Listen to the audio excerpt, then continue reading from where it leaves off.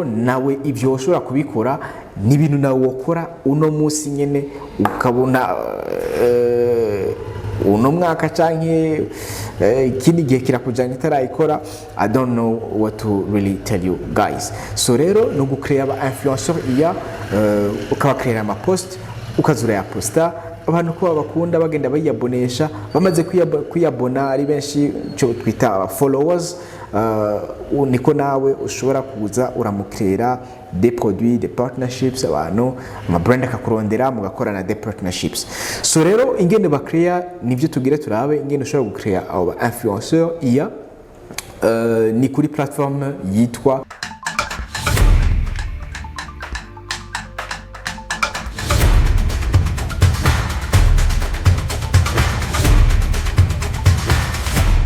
ndafise umutahe mutonya simbona ico no ukoza mbe nigiki no ukoza nikino tangura gukoza ndafise 1 million ndafise 2 million ariko simbona ikintu nokora.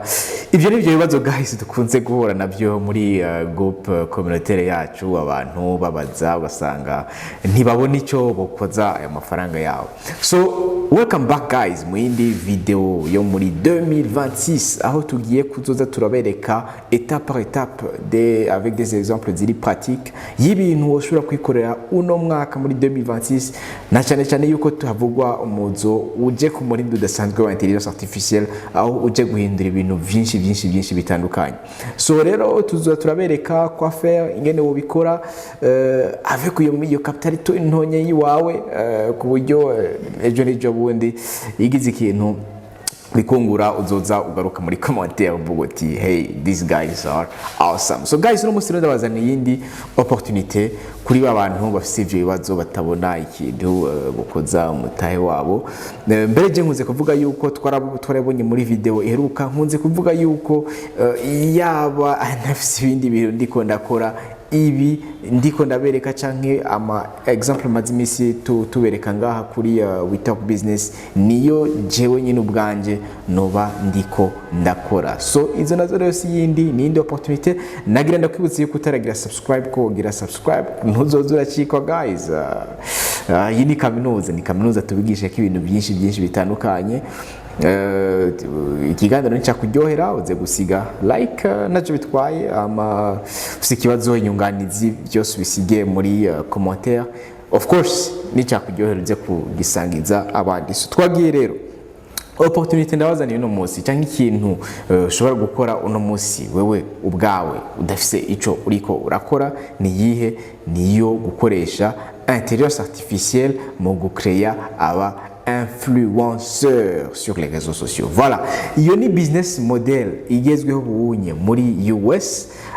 Novuga yuko ni burayi itarashika. So twebwe ngaho kuri We Talk Business turi muri abandi bacukumbura cyane tukagenda tumenya ati mbe nibiki abantu bari barakora muri America, the land of opportunities. Ni koko ni hama opportunity menshi ava. Twaravuze yuko umuntu neza kubwira business banzu ugenda ubwira ubushakashatsi urabe ati mbega abanyamerika barayizi. Abanyamerika batayizi guys iruka most likely a scam. So rero tugenda twaraba ati nizihe business opportunities zigezweho muri Amerika ubu tuvugana abantu benshi of course bataramenya ushobora guprofita uno mwaka uno mwaka kujana utarayikora. I'm really sorry, this is not for you. Zoza kwifuka bwakeye abandi barayimaze. So rero iyo nayo si yihe niyo gucreate aba influencer iya aba influencer bari virtuel batabaho novuga babaho muri ku marezo sociaux gusa cyane muri monde ya intelligence artificielle. No kuvuga umaze kuba create rero ukazura aba create des posts amafoto ama video ukazura ya posta abantu babakunze niko abantu bagenda ba followinga ku bwinshi novuga baba followinga ku maposte yabo. Uno munsi hariho example guys nuko nibagiye izina ryo mu influencers iya ntabaho ariko nuwo kuri intelligence artificielle. Muzonyibutse izina muri group nuko na izina nagibagiye. No mu influencer yataho no munsi afise plus de 300,000 abonnés kuri Instagram.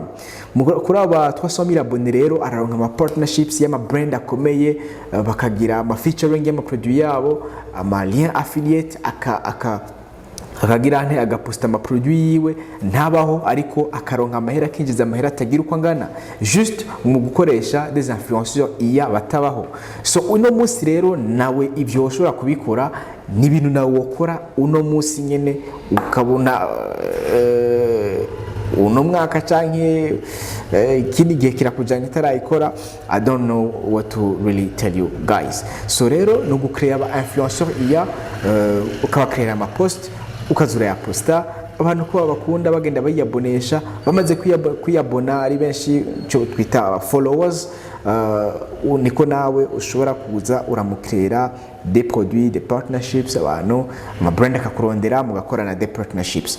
So rero ingene bakrea nivyo tugire turabe ingene ushobora gukrea aba influenceurs iya ni kuri platform yitwa nama etape ya mbere ni kuja kuri platform yitwa OpenArt. OpenArt twarayibonye ni platform ishobora kugufasha gukrea ibintu byinshi ari ama video ari ama visuals atandukanye. Uno munsi rero etape ya mbere ngaha ni kuza muri OpenArt ugakrea icyo bita umukarakter ni wa mu personality wa mu influencer wawe uzoshira ku ma platform yawe. Uyu nawe so hundi umukrea ucuza ngaha muri OpenArt ukaza ngaha muri OpenArt barakwereka ati ngaha character ucugira uti create character. Nukuvuga ni wa mu personality public we wawe ari Instagram uzozura koresha ari TikTok uzozura koresha. Umaze kuza rero ngaha anye kuri 11 Labs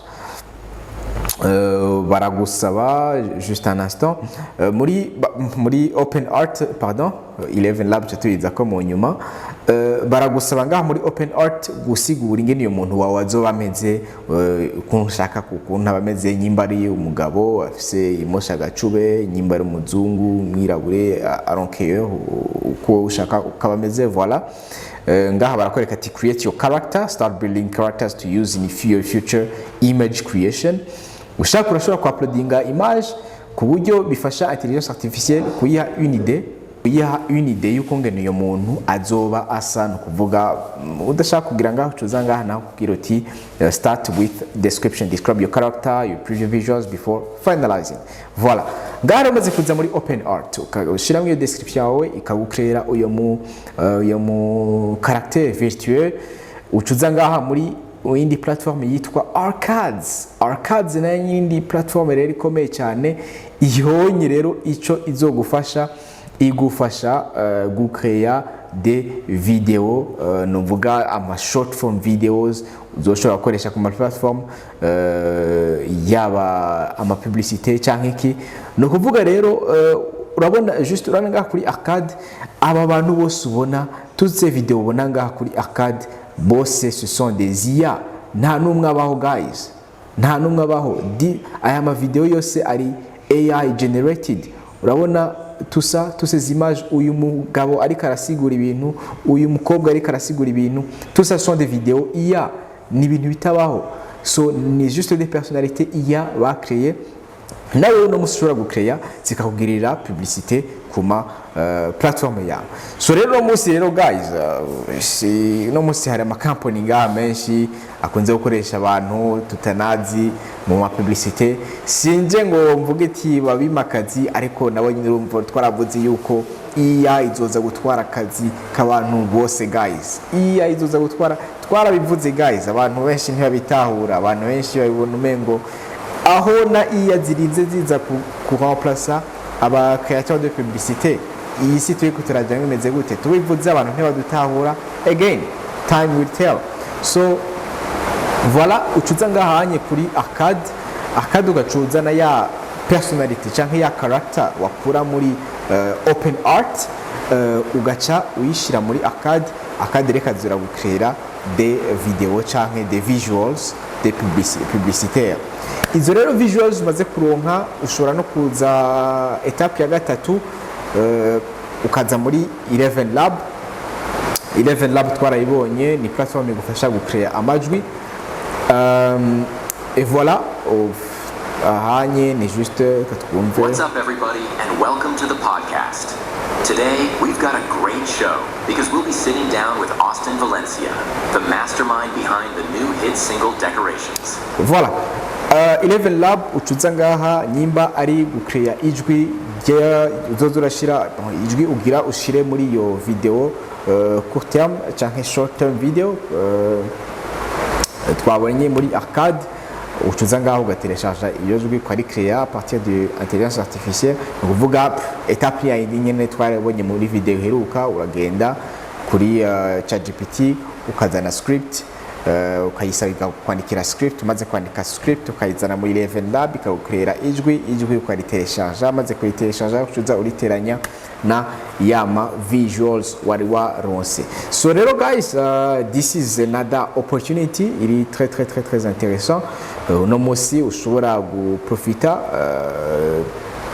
abantu benshi ntibarayimenya wumve neza yuko this is really awesome guys. Sinzi yuko mutahura how ibintu biri très important.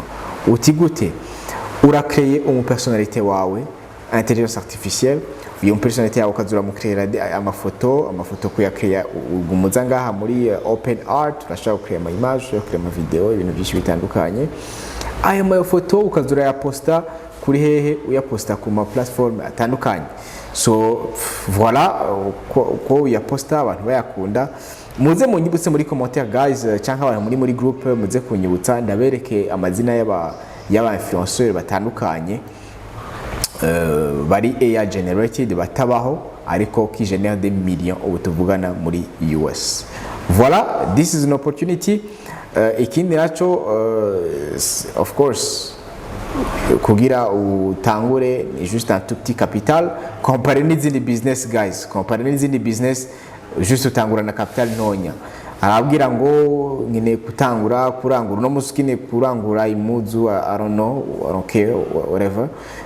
Utanguza nyimbara ama 10 millions konso ariko bakubwiye ati kugira ushobore gutangura this kind of business tanga $30 par mois, $30 par mois, tangura kuronka résultat dans les prochains 3 4 6 mois. So urumva yuko c'est un peu voilà urabitahura nawe. So ariko dukwiye kuko muri ya mindset ngo ni ikintu utangura azero ukeneye gutangura azero guys rondera kwanza ikintu gihe umutahe ndera kwanza ikintu gihe umutahe ama uze ukore real businesses. Voilà, iyi ni opportunité kashaka kubasangiza nyimba yakuryoheye siga commentaire gire like subscribe utarakora subscribe guys hama nizere yuko tusubira again in another episode. We love you so much. Yari we talk business by Dr. John. Bye bye.